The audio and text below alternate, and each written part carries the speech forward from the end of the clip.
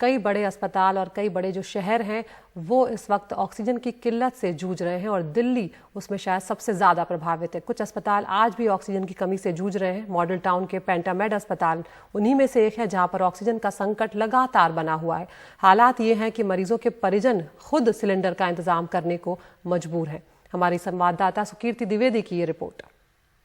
एक 10 लीटर का सिलेंडर है, वो मैं भरवा के लाया हूँ। मेरा कंधा छिल गया, जहाँ से भरवा के लाया हूँ, उठा के मैं 3-3 किलोमीटर लाइन लग के पैदल भाग के गया हूँ, तब जाके मेरा वो ऑक्सीजन मिली है। 38 साल के रजत आहलूवालिया के 65 साल के पिता दिल्ली के पेंटामेड अस्पताल में जीवन की जंग लड़ रहे हैं, लेकिन अस्पताल के पास 50 मरीज ऐसे हैं जिनको ऑक्सीजन चाहिए और साधन खत्म हो रहे हैं, तो रजत खुद ही ऑक्सीजन जुटाने में लगे हुए हैं। जो ऑक्सीजन की कमी सबसे ज़्यादा हो रही है, तो हमें ऑक्सीजन डेली अरेंज करना पड़ रहा है, खुद हमें लाना पड़ रहा है भरवा के। अस्पताल वाले भी कह रहे हैं कि हम कहाँ से लेकर आएँ, क्योंकि उनको भी नहीं मिल रही है और सरकारें पता नहीं क्या कर रही हैं। सरकार अरेंज उनको कराना चाहिए था।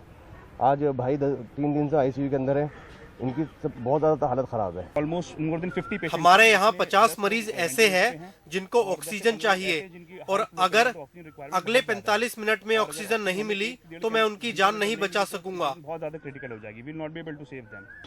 दिल्ली के अस्पतालों में ऑक्सीजन संकट का यह 7वां दिन है। रविवार को फोर्टिस एस्कॉर्ट हार्ट इंस्टीट्यूट को दिल्ली सरकार से एक टैंकर मिला। एक दिन पहले उन्होंने घोषणा की थी कि अब नए दाखिले नहीं लेंगे और ऑक्सीजन के सहारे चल रहे अपने 100 मरीजों के लिए गुहार लगाई थी। हालांकि पेंटामेड जैसे छोटे अस्पताल किसी तरह से स्टाफ और मरीजों के रिश्तेदारों द्वारा जुटाए गए सिलेंडरों से काम चलाते रहे। वो पोर्टल टाइप बनाया है और ऑर्डर जारी कर दिए गए हैं, जिसमें हर 2-2 घंटे में मैन्युफैक्चरर से लेके और अस्पताल तक, एंड यूजर तक, हर एक को 2-2 घंटे के अंदर अपनी ऑक्सीजन की पोजीशन बतानी पड़ेगी। लेकिन दिल्ली के डिप्टी सीएम मनीष सिसोदिया ने दावा किया कि बहुत सारे छोटे अस्पताल बेमतलब ऑक्सीजन की कमी की गुहार कर रहे हैं और इसकी वजह से जिनको वाकई जरूरत है उनको ऑक्सीजन नहीं मिल रही। सरकारी आंकड़ों के मुताबिक देश भर में 3 दिन में ऑक्सीजन की मांग 23% बढ़ी है, जबकि आवंटन 22% बढ़ा है। 22 अप्रैल को 20 राज्यों से 6,785 मैट्रिक टन ऑक्सीजन की मांग आई। 22 अप्रैल को राज्यों को 6,822 मैट्रिक टन ऑक्सीजन आवंटित की गई। 25 अप्रैल को 22 राज्यों से 8,331 मैट्रिक टन ऑक्सीजन की मांग आई। 25 अप्रैल को 8,280 मैट्रिक टन ऑक्सीजन आवंटित की गई। तमिलनाडु ने 280 मैट्रिक टन चाही, 220 मैट्रिक टन ऑक्सीजन मिली। गुजरात ने 1,000 मैट्रिक टन ऑक्सीजन मांगी, जबकि मिली 975 मैट्रिक टन। हरियाणा ने 180 मैट्रिक टन मांगी, आवंटित हुई 162 मैट्रिक टन। बाकी 19 राज्यों को भी लगभग उन्होंने जितना मांगा उतना मिला। जबकि रायगढ़ के जिंदल स्टील प्लांट से 70 टन ऑक्सीजन लेकर एक ट्रेन दिल्ली के लिए चली है, जो सोमवार रात तक पहुंचेगी। उधर प्रधानमंत्री ने भरोसा दिलाया कि जल्द ही सभी जिलों का अपना ऑक्सीजन प्लांट होगा। 162 प्लांट बन रहे हैं और पीएम केयर्स से 551 और प्लांट बनाए जाने हैं। आज लगातार 7वां दिन है जब दिल्ली के अस्पतालों ने ऑक्सीजन की कमी को लेकर मदद मांगी। दिल्ली सरकार तो लगातार संघर्ष कर ही रही है, पर इन घटनाओं से बाकी राज्यों को सबक सीखना चाहिए और ये सुनिश्चित करना चाहिए कि वो समय रहते ऑक्सीजन के सभी इंतजाम कर लें। गाजियाबाद से अक्षय डोंगरे के साथ और नई दिल्ली से कैमरा पर्सन संजय कौशिक के साथ सुकीर्ति द्विवेदी, एनडीटीवी इंडिया के लिए। तो सरकार और मुख्यमंत्री तमाम अलग अलग दावे करते रहे हैं कि अस्पतालों में ऑक्सीजन की किल्लत नहीं है, लेकिन तमाम ऐसी तस्वीरें और खबरें सामने आ रही हैं जो इस बात को साफ कर रही हैं। गुरुग्राम के कतूरिया अस्पताल में भी 4 कोरोना संक्रमित मरीजों की मौत हो गई है। परिजनों का आरोप है कि अस्पताल में ऑक्सीजन खत्म हो गई थी और 20 मिनट तक कोई इंतजाम नहीं हो पाया। इस अस्पताल में सुबह 11 बजे ही सप्लाई खत्म हो गई थी। अस्पताल के बार बार कहने के बावजूद ऑक्सीजन नहीं पहुंच पाई और ऐसे में मरीजों ने अपनी जान गंवा दी। आपको सुनवाते हैं मरीजों के जो परिजन हैं उनका क्या कुछ कहना है। यहाँ पे जी ऐसा हुआ कि ऑक्सीजन जो था वो ख़त्म हो गया। ऑक्सीजन के सिलेंडर बिल्कुल ख़त्म हो गए। करीबन 15-20 मिनट बिल्कुल ऑक्सीजन बिल्कुल ख़त्म थी और इससे पहले भी मतलब इन्फॉर्म कर दिया था। हॉस्पिटल वाले ने भी इन्फॉर्म किया था आगे अपने नोडल ऑफिसर को, जहाँ से भी रिसोर्सेज सब पेशेंट्स के जो रिलेटिव सबने कोशिश करी, बट 20 मिनट तक बिल्कुल ऑक्सीजन का अरेंजमेंट हो ही नहीं पाया। उसके बाद इंडिविजुअली बंदे गए हैं, कोई अपने पर्सनल गाड़ी में गया है, कोई कुछ उसके बाद में लेके आए अरेंजमेंट कर के, कहीं से भी पैसा पे किया, जो भी किया, तो उसके बाद में ऑक्सीजन लग पाए है। 20 मिनट बिल्कुल सप्लाई बंद थी, जिसकी वजह से कुछ डेथ भी हुई है अंदर। अभी मेरे भाई रहे नहीं, क्योंकि बीच में ऑक्सीजन की जिस टाइम उनको सख्त जरूरत थी उस टाइम पे यहाँ पे एक भी सिलेंडर नहीं था। हमने अपना पर्सनल सिलेंडर बाहर से अरेंज करके वहाँ पे लगवाया, जिससे कुछ देर तक चला होगा, उसी बीच में उनकी डेथ होगी सर। और अस्पताल के डॉक्टर ए.के. कथूरिया ने कहा कि वो प्रशासन को, सरकार को बता चुके थे कि ऑक्सीजन खत्म हो रहा है, लेकिन कोई मदद नहीं पहुंच पाई। देखिए, अभी हादसे की बात तो ये कि कोरोना जो है वो अपने आप में महामारी है, वो आप जान रहे हैं, पेंडेमिक है, उसकी वजह से लोग तो मर ही रहे हैं। मगर सबसे बड़ी बात यह है कि हमारी व्यवस्था में भी कुछ कमियां हैं, जो हमें ऑक्सीजन को पूरा प्रोवाइड नहीं कर पा रहे जितनी हमें चाहिए। और ये हम सरकार से अपील करते हैं बार बार कि जितनी ज़्यादा से ज़्यादा ऑक्सीजन देंगे उतनी जानें हम बचा पाएंगे। कितने लोगों की मौत हुई है सर? अभी 4 लोग। 4 लोगों की। ऑक्सीजन कब खत्म हुई थी और कब आपने इन्फॉर्मेशन दी थी जिला प्रशासन को? ऑक्सीजन जो है वो हम लोगों की जो है 11 बजे के आसपास खत्म हुई है, और उसके बाद भी हम बार बार ट्राई कर रहे हैं कि जिससे ज़्यादा से ज़्यादा जल्दी मिल गई। हमारे सिलेंडर आ भी गए, मगर ऑक्सीजन की वजह से ज़्यादा मौतें नहीं हुई हैं। मेन तो बीमारी की वजह से, डिजीज़ की वजह से ज़्यादा तकलीफ हुई। और रेवाड़ी से भी ऐसी खबर आई, जहां पर विराट अस्पताल में ऑक्सीजन की कमी से 4 मरीजों ने अपनी जान गंवा दी। मरीजों की मौत के बाद परिजनों ने अस्पताल में हंगामा भी किया। नाराज परिजनों ने अस्पताल के आगे चक्का जाम कर दिया। उनका कहना था अगर वक्त रहते अस्पताल में ऑक्सीजन पहुंच जाती तो उनके परिजन बच सकते थे।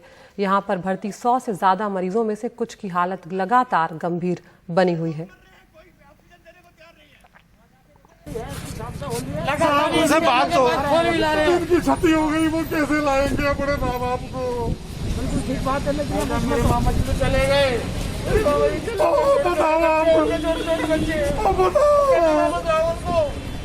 लापरवाही जी, सरकार की पूरी लापरवाही है और ब्लैक मारी चल रही है इसकी। अब बताओ क्या करे तो क्या करे, कहाँ ले जाए, जहाँ जाए जिस हॉस्पिटल में जाएंगे उसी में कह रहे कोई ऑक्सीजन नहीं है। यह बिना ऑक्सीजन के पेशेंट मर रहे हैं। 4 पेशेंट डेड हो चुके हैं, 110 के करीब एडमिट है, वो कभी भी एक्सपायर हो चुके हैं।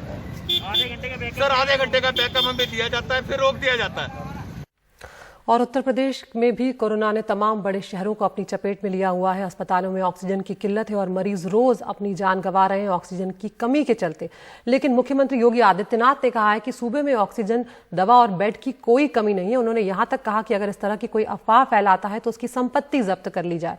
लेकिन क्या जमीनी हकीकत उनके इस दावे की तस्दीक करती है? उत्तर प्रदेश के औद्योगिक हब कहलाने वाले महानगर गाजियाबाद से हमारे सहयोगी रवि शंजन शुक्ला की एक ग्राउंड रिपोर्ट देखिए। एक तरफ उत्तर प्रदेश के मुख्यमंत्री की अखबारी हेडलाइन है और दूसरी तरफ 85 साल की पुष्पा मित्तल हैं।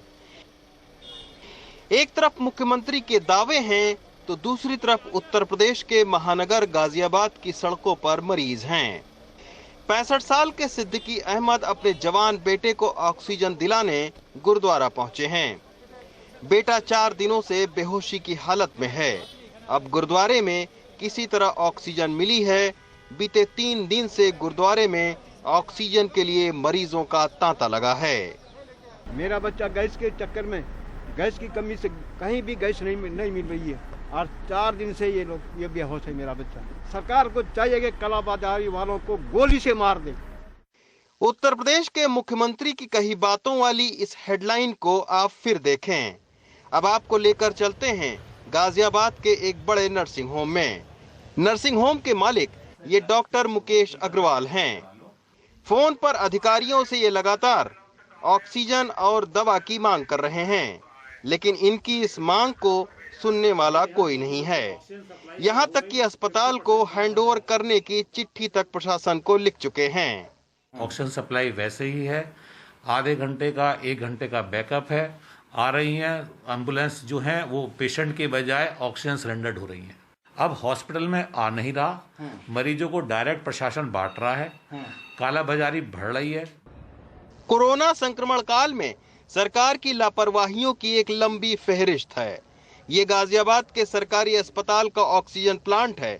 कई महीनों से खराब पड़े होने के बाद जब ऑक्सीजन की किल्लत बढ़ने लगी तो इसे अब सुधारने की कवायद हो रही है। एक तरफ सरकार के दावों की मीडिया में बड़ी बड़ी हेडलाइन है और दूसरी तरफ ये आप देख सकते हैं कि ये सड़क की हकीकत है, जहां पर एक ऑक्सीजन सिलेंडर के लिए लोग सड़कों पर उतरे हुए हैं। हम ये कमियां आपको इसलिए दिखा रहे हैं ताकि समय रहते सरकार युद्ध स्तर पर इनको ठीक करने की कोशिश करे ताकि लोगों की जान बच सके। गाजियाबाद से अक्षय के साथ Ravish Ranjan Shukla, NDTV India.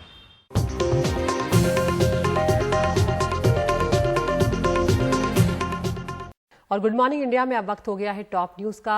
NDTV India आप यूट्यूब पर भी देख सकते हैं। रोज हम आपको 5 खबरें दिखाते हैं जिसमें से आप चुन सकते हैं अपनी पसंद की खबर। तो आज पहली खबर है, आईटी हब से कोरोना हब बना बेंगलुरु, एक दिन में 20,000 मामले हुए पार। दूसरी खबर है, महाराष्ट्र पर भारी लॉकडाउन, 81,000 करोड़ के घाटे का अनुमान यहां पर लगाया गया है। तीसरी खबर है, संकट में भारत के साथ आया अमेरिका, वैक्सीन के लिए देगा अब कच्चा माल और प्रतिबंध भी हटाया। चौथी खबर है, दिल्ली में ऑक्सीजन संकट लगातार बरकरार है, मुख्यमंत्री अरविंद केजरीवाल ने उद्योगपतियों से मांगी है मदद। पांचवी खबर है, आईपीएल से जुड़ी हुई, जहां पर रविंद्र जडेजा ने की छक्कों की बारिश और 1 ओवर में उन्होंने 37 रन बनाए, जो आईपीएल में इतिहास है। तो इन 5 खबरों में से वो कौन सी खबर है जो आप देखना चाहते हैं, इस पोल में हिस्सा लें हमारे यूट्यूब चैनल पर जाकर, और उस खबर को जो आप चुनेंगे हम दिन भर एनडीटीवी पर और उसके यूट्यूब चैनल पर विस्तार से दिखाएंगे। गुड मॉर्निंग इंडिया में इतना ही। नमस्कार।